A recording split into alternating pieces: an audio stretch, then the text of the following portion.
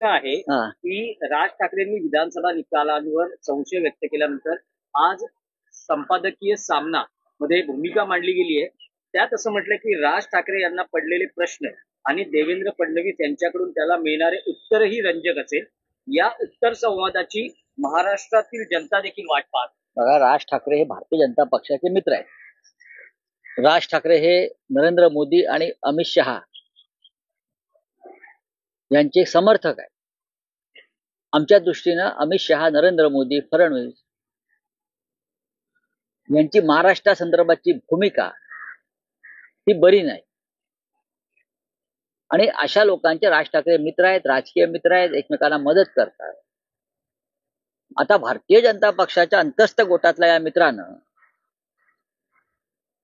ईव्हीएमचा घोटाळा आहे. ईव्हीएम मध्ये पडलेली मतं ही कुठेतरी गायब झाली. त्याच्यामुळे सध्याचं सरकार सत्तेवर आलेलं आहे हे त्या अदृश्य मतातून आलेलं आहे, जी गायब झाली, गायब केली. हे थोडक्यात हा घोटाळा आहे. हे सरकारमध्ये घोटाळा आहे.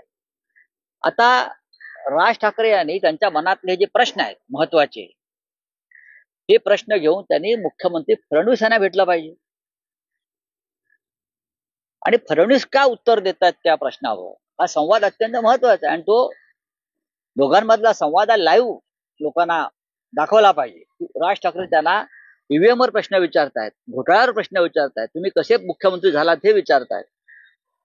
त्यांच्याच पक्षाचे मित्र आणि देवेंद्र फडणवीस हे उत्तर देत आहेत. हे जनतेला कळलं पाहिजे. हा संवाद, प्रश्नोत्तराचा जो संवाद आहे, हा जनतेला कळला तर लोकांच्या मनामधली जळमट जी आहे ती दूर होतील. हे आमचं आव्हान आहे.